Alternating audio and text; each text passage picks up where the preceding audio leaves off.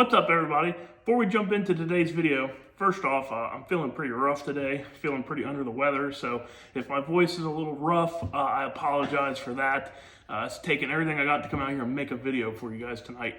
But also, I want to, assuming that my health improves, I want to do the live Q&A for March sometime this week. So before we jump into this video, get in the comments below, drop a comment, let me know what day, what time, and what time zone that you guys would be available to be able to join in live so we can do a live Q&A.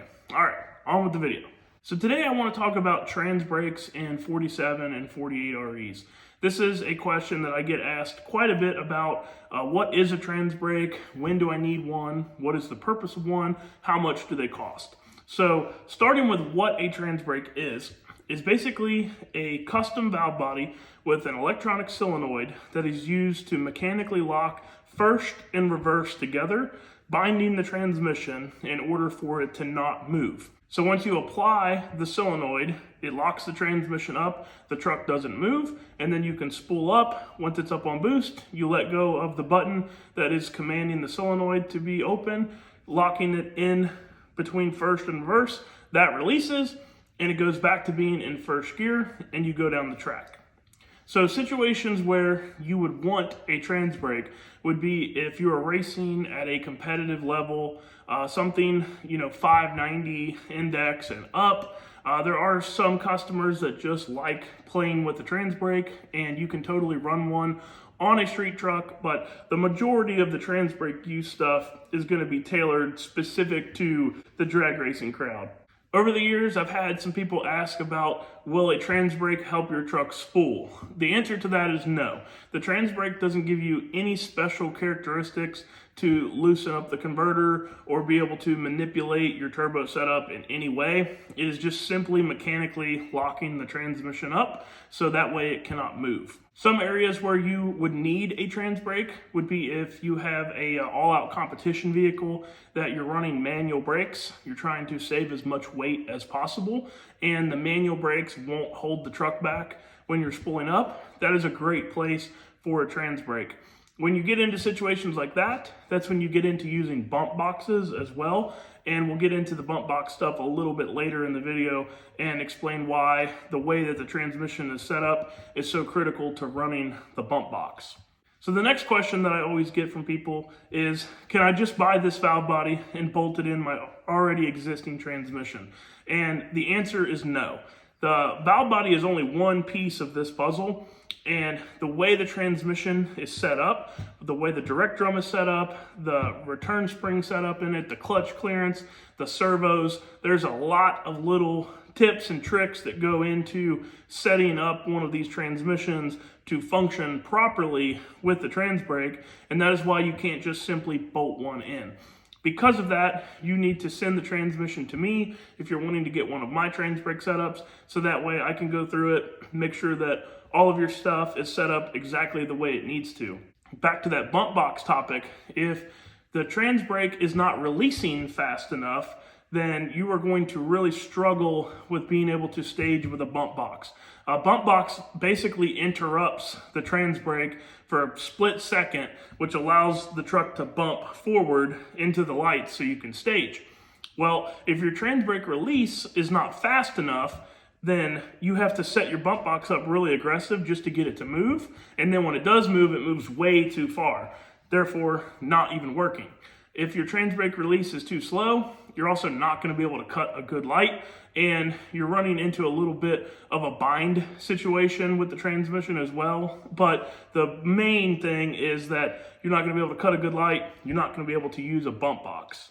So to make sure that the trans brake releases fast enough, everything else inside the transmission has to be set up per spec to make sure that you're moving enough fluid volume, that you have a fast enough release on the direct piston to be able to get it to release fast enough to be able to use a bump box correctly and to be able to cut a good light. Another question I get a lot is, will a trans brake improve my setup? This is a very loaded question. It goes back to what you're doing, how serious you are, and how much you're willing to work at it. A trans brake will ultimately always be faster than a foot brake. You'll always be able to cut a better light with it. It will always 60 foot better once your suspension setup is lined out. A foot brake can really band-aid a bad suspension setup. And you can go and put a trans brake in your truck and find out right away that you were way off on your suspension. And the only reason that it was working before is because you were running it on a foot brake. When you're running it on a foot brake, you have tension in the chassis. You're spooling up, everything is getting loaded, the chassis is trying to twist over, everything is pre-loaded. So it takes all the shock out of the chassis. This is why you can get away with a suspension setup, but when you go put a trans brake in it, and it goes from a neutral standpoint, because essentially it's like having the chassis in neutral and then all of a sudden smacking it with the power, that's when all of a sudden you start seeing, oh, this thing's bouncing, this thing is upset, there's issues with it. But smacking the chassis with that power is the best way to go fast and the best way to make the tire consistent, make the tire happy. You're always going to be able to go faster with a trans brake. You just are gonna have to spend the time on your chassis setup to make sure that everything is working well together. When I'm making these chassis videos, they might not seem like they're related to the transmission stuff that I do, but all of this stuff has to coexist together. And if you can make your chassis better, now you can take better advantage of that trans brake option, and it's gonna make your whole setup better. So by doing these chassis videos, I am promoting the trans brake stuff as well. And by doing these transmission videos, I'm helping with the chassis stuff. So we all live in the same world here with all of the components that go into drag racing. Now, the big question that everybody always wants to know is price. And price is going to very much depend on, are you calling me and ordering a brand new build? Or do you have one of my builds that you want to upgrade? Or do you have somebody else's build that you want to upgrade to the trans brake? If you're ordering a brand new build from me, we can get you in a trans brake as cheap as $500.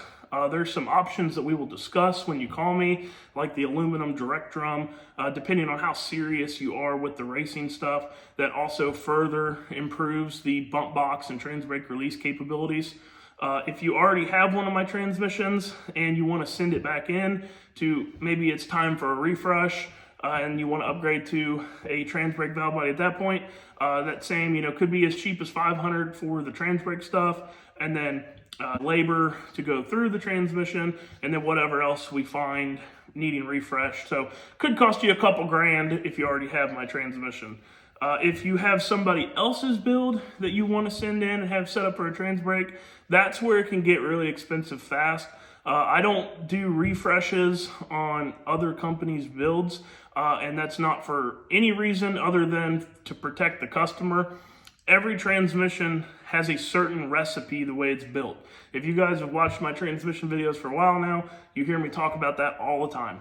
Every part matters, every part has to coexist with each other, and if you go taking X, Y, and Z manufacturer components and putting them all together, I can set the transmission up exactly how everything works with my components, but because these other parts are different, now it may or may not work as well. So that's where you're gonna get into, we may have to change a lot of stuff in your transmission, and it may be cheaper for you to just sell what you have and start over. That same kind of goes for any of the non-trans brake transmission stuff too. If you've got something that you want to send into me because you want me to work on it, if it's somebody else's build, it depends on the build, depends on how much of the parts that are in it that I already run. But assuming that it's not, and it's got a lot of other parts that I wouldn't use, generally you're better off to sell that thing and start fresh with a new build from me.